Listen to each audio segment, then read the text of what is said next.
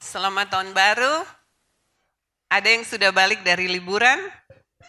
Ya, harusnya udah fresh ya.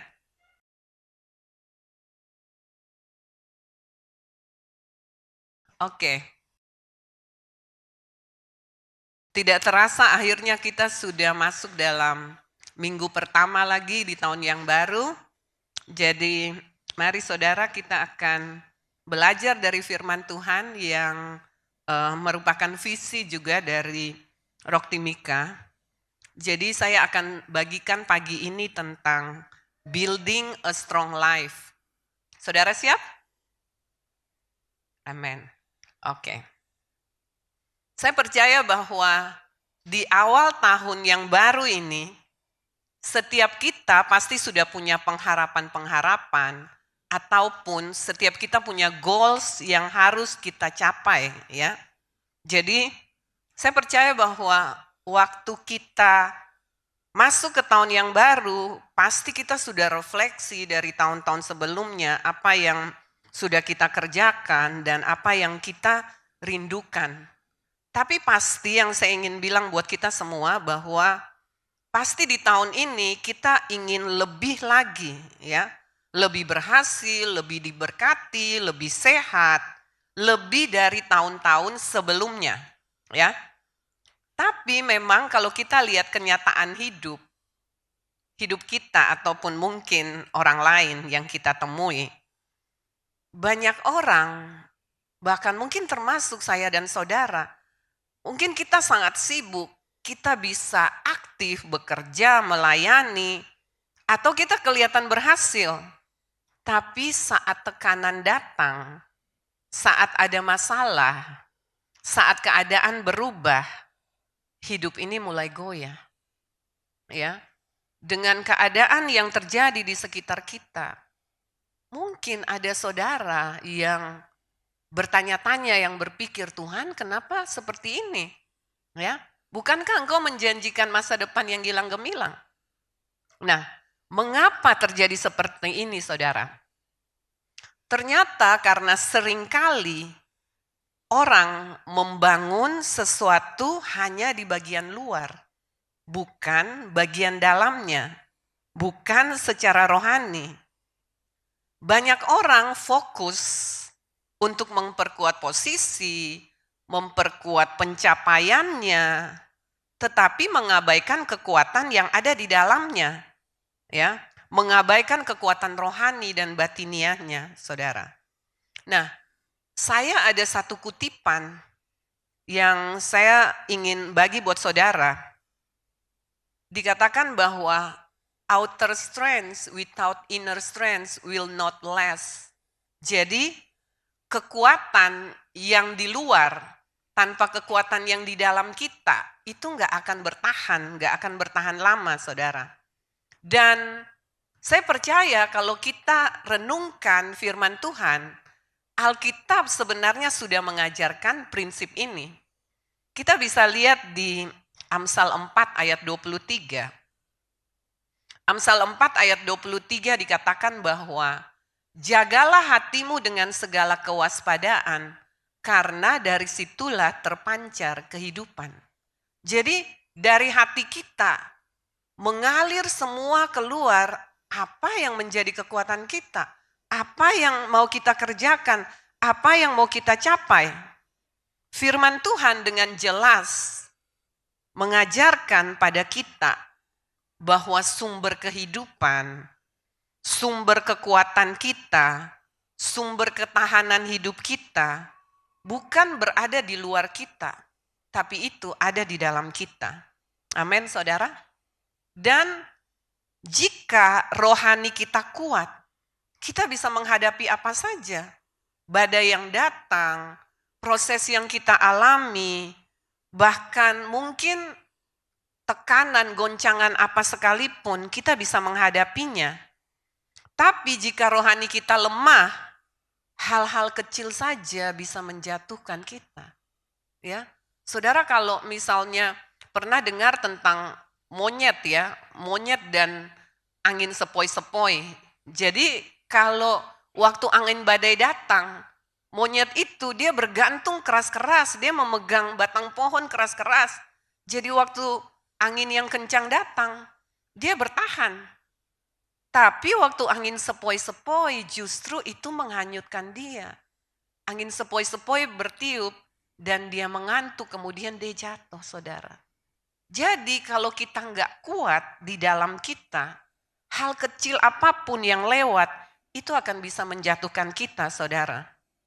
Karena itu pagi ini saya akan ajak kita untuk belajar sebuah kebenaran penting untuk membuka tahun ini adalah bagaimana kita dapat membangun kehidupan yang kuat. Dimulai dari rohani yang kuat di dalam Kristus. Amin, saudara mau? Hal yang pertama, hal yang penting yang kita perlu belajar adalah kehidupan yang kuat dimulai dari Kristus sebagai fondasi hidup kita. Ya, Kristus sebagai fondasi hidup kita. 1 Korintus 3 ayat 11, firman Tuhan katakan bahwa karena tidak ada seorang pun yang dapat meletakkan dasar lain daripada dasar yang telah diletakkan, yaitu Yesus Kristus. Jadi kita harus ingat ya bahwa Yesus Kristus itu fokus kita. Yesus Kristus itu fondasi hidup kita. Nah, kehidupan yang kuat tidak dimulai dari usaha kita sebagai manusia. Tidak dimulai dari pencapaian-pencapaian kita, kehebatan kita, apa yang bisa kita lakukan. Tapi dimulai dari fondasi yang benar. Dan fondasi itu adalah Yesus Kristus. Ya. Hidup yang kuat itu dimulai dari sebuah hubungan, bukan aktivitas. Saya kasih contoh, banyak orang memulai hidupnya, banyak orang tahu Yesus, tapi walaupun mungkin dia lahir dari kecil di gereja sampai besar, tapi dia tidak hidup melekat pada Tuhan. Itu yang membuat hidupnya tidak kuat, saudara. Saya kasih satu ayat lagi, Yohanes 15 ayat 4 sampai 5. Tinggallah di dalam aku dan aku di dalam kamu. Sama seperti ranting yang tidak dapat berbuah dari dirinya sendiri. Karena ia tidak tinggal pada pokok. Kamu tidak tinggal di dalam aku. Akulah pokok anggur dan kamulah ranting-rantingnya. Barang siapa tinggal di dalam aku dan aku di dalam dia, ia berbuah banyak. Sebab di luar aku, kamu tidak dapat berbuat apa-apa. Ya, jelas di situ dikatakan bahwa di luar Yesus kita tidak dapat berbuat apa-apa. Jadi sekali lagi mari kita berfokus pada Tuhan. Nah, tanpa saudara dan saya tinggal di dalam Kristus, kekuatan kita sebagai manusia sangat terbatas. Ya saudara, kita tidak bisa menghasilkan kehidupan yang kuat, kita tidak bisa menjalani kehidupan yang kuat dan berbuah tanpa Tuhan. Nah, pertanyaannya buat kita semua di sini, apakah Kristus, apakah Tuhan Yesus sudah menjadi pusat hidup saudara dan saya? Ya. Apakah Kristus sudah menjadi pusat hidup kita? Yang kedua, bagaimana kualitas hubungan kita dengan Tuhan? Itu yang harus kita pertanyakan. Itu yang kita harus lihat lagi untuk kita dapat memulai perjalanan yang baru di tahun ini bersama-sama dengan Tuhan. Ya. Ingat bahwa Yesus itu bukan hanya tambahan, bukan hanya pelengkap dalam hidup kita. Bukan hanya kalau ada masalah baru kita datang dan berdoa berseru pada Dia. Tapi Dia adalah fondasi dan segala sesuatu harus kita arahkan untuk Dia. Amin. Itu hal yang pertama. Hal yang kedua, kehidupan yang kuat dibangun melalui proses. Setiap kita pasti ada prosesnya kita masing-masing ya. Saudara dan saya nggak bisa bilang bahwa, oh kelihatannya hidup saya kok kurang enak ya, tapi hidup orang lain kok lebih enak dari hidup saya. Tidak saudara, setiap kita punya prosesnya masing-masing. Kita lihat Yakobus 1 ayat 2 sampai 4. Saudara-saudaraku, anggaplah sebagai satu kebahagiaan apabila kamu jatuh ke dalam berbagai pencobaan. Sebab kamu tahu bahwa ujian terhadap imanmu itu menghasilkan ketekunan. Dan biarlah ketekunan itu memperoleh buah yang matang, supaya kamu menjadi sempurna dan utuh, dan tak kekurangan suatu apapun. Jadi saudara lihat firman Tuhan sudah mencatat dan mengajarkan pada kita bahwa ada proses dalam setiap kehidupan kita. Dan dengan ketekunan itu kita akan bisa melewati semuanya. Dan melalui proses tersebut kita akan menghasilkan buah yang matang. Dan dikatakan bahwa kalau jatuh ke dalam berbagai pencobaan, itu adalah sebuah kebahagiaan. Ya. Banyak orang, kita semua pasti waktu kita dengar khotbah, oh kita mau membangun kehidupan yang kuat. Pasti banyak orang ingin memiliki kehidupan yang kuat. Tapi tidak semua orang mau untuk melalui prosesnya. Ya. Padahal kalau kita pelajari, Tuhan itu selalu memulai segala sesuatu dengan proses. Gak ada yang instan saudara. Ya. Jadi semua itu harus melalui proses. Dan kita perlu belajar bahwa kalau kita seperti dikatakan tadi jatuh ke dalam berbagai pencobaan, itu bukan berarti Tuhan sedang menghukum kita. Semua kita punya battleground yang berbeda, pertempuran yang berbeda. Dan Tuhan tidak sedang menghukum kita, tapi Dia sedang membangun kekuatan di dalam kita melalui apa yang sedang kita alami. Saya percaya bahwa tahun yang baru ini adalah kesempatan buat saudara dan saya, buat kita semua, untuk kita bertumbuh. Kita mau diproses dan melalui penyerahan kita menjalani proses itu dengan Tuhan ada bersama-sama kita. Kita akan dikuatkan, kita akan keluar sebagai pemenang. Karena Bapa kita adalah lebih dari pemenang, amin, saudara. Ya. Jadi saya mau bilang bahwa jangan cepat putus asa kalau segala sesuatu yang kita rencanakan gak berjalan sesuai dengan rencana kita. Karena Tuhan Allah kita punya rencana yang lebih baik buat kita. Amin. Ya, jadi percaya waktu saudara sedang mengalami apapun prosesnya, percaya bahwa Tuhan sedang membangun sesuatu yang lebih daripada yang bisa saudara minta. Sesuatu yang gak pernah saudara pikirkan, gak pernah timbul dalam hati saudara. Tapi itu yang Tuhan sedang sediakan buat saudara. Dan untuk sampai ke situ, kita harus mau untuk menjalani proses. Ya. Saya kasih satu ayat lagi. Galatia 6 ayat 9. Galatia 6 ayat 9. Firman Tuhan katakan bahwa janganlah kita jemu-jemu berbuat baik, karena apabila sudah datang waktunya, kita akan menuai jika kita tidak menjadi lemah. Jadi ingat ya saudara, dikatakan bahwa kalau sudah waktunya, kita pasti akan menuai kalau kita nggak menjadi lemah. Jadi ayat ini sedang mengingatkan pada saya dan saudara untuk tidak jemu-jemu berbuat baik. Ya. Karena waktunya pasti akan tiba. Kita akan menuai kalau kita nggak menjadi lemah, kalau kita tidak menyerah. Ya. Ingat, Tuhan nggak pernah menyerah dengan kita. Jadi jangan kita menyerah dengan diri kita sendiri.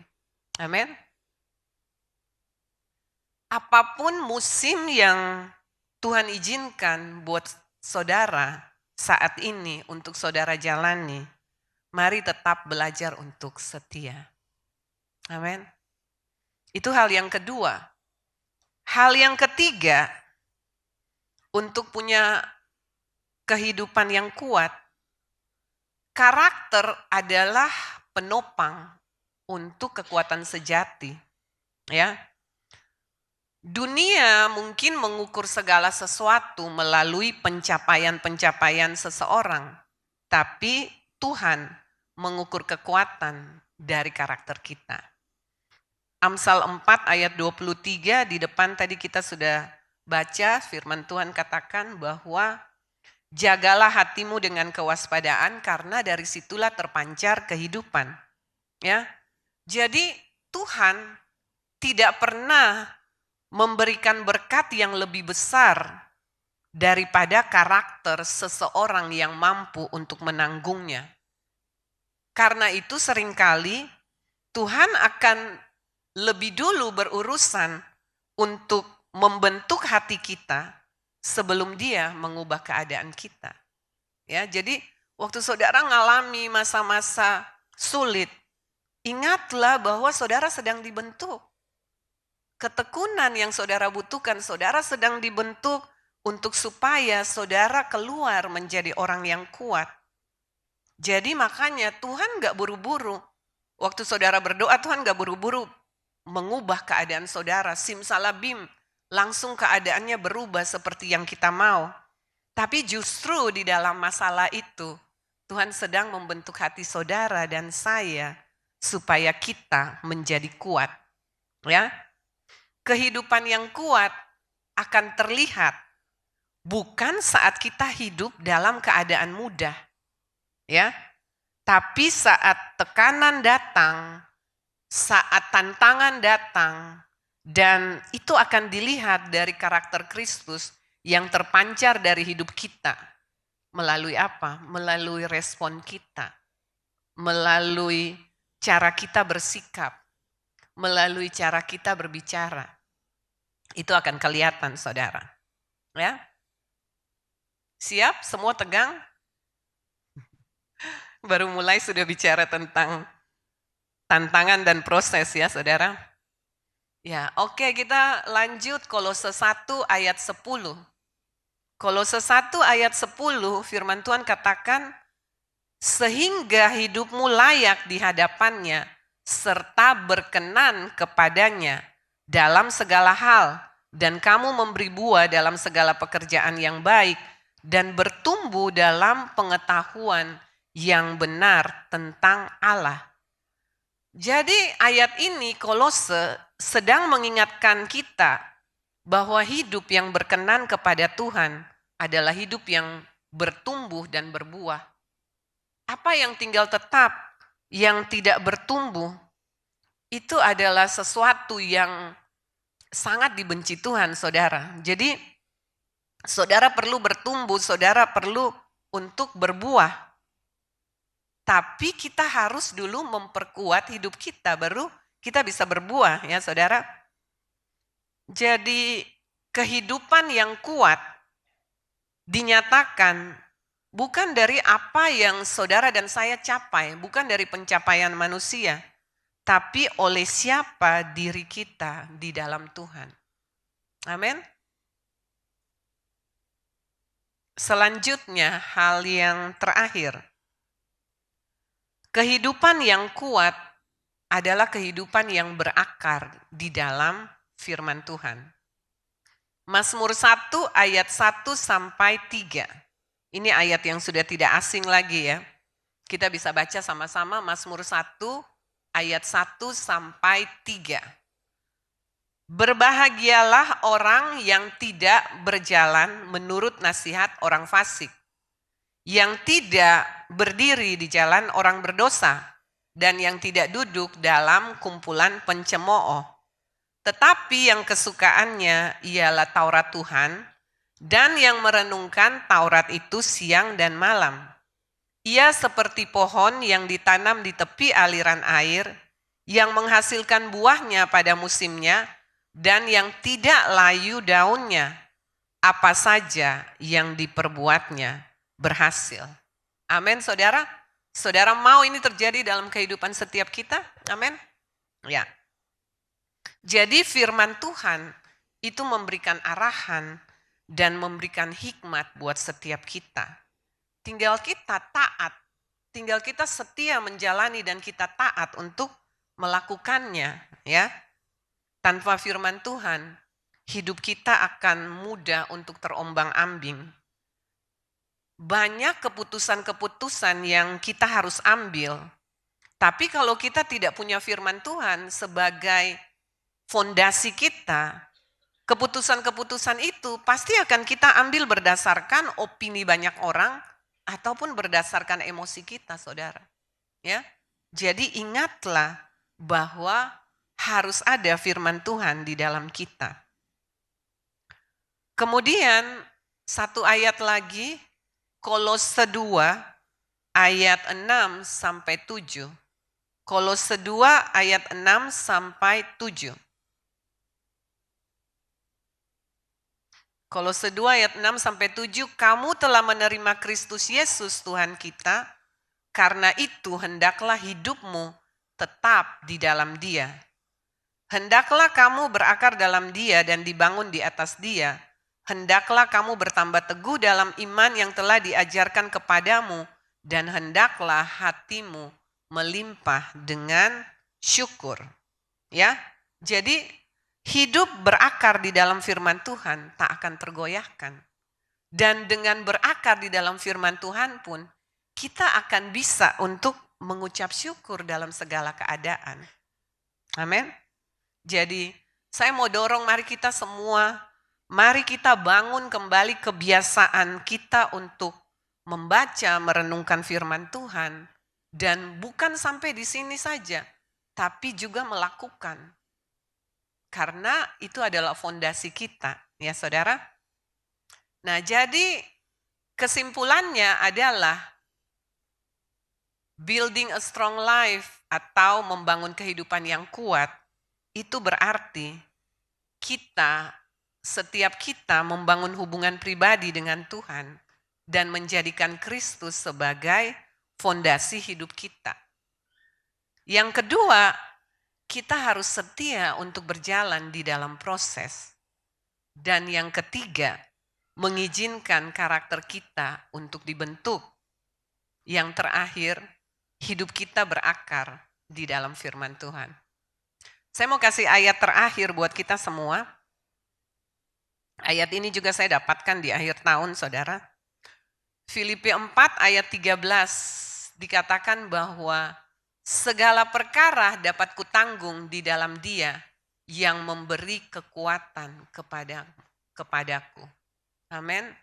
Jadi percayalah bahwa waktu kita berakar di dalam Tuhan, waktu kita tinggal di dalam Dia, waktu kita mengandalkan Dia, segala perkara itu dapat kita tanggung di dalam Dia. Karena Dia selalu menyertai kita. Saudara ingat Immanuel, Dia Allah yang selalu beserta dengan kita. Ya, jadi saya mau katakan bahwa kehidupan yang kuat bukanlah satu kehidupan yang sempurna, enggak ada goncangan sana sini atau enggak ada badai.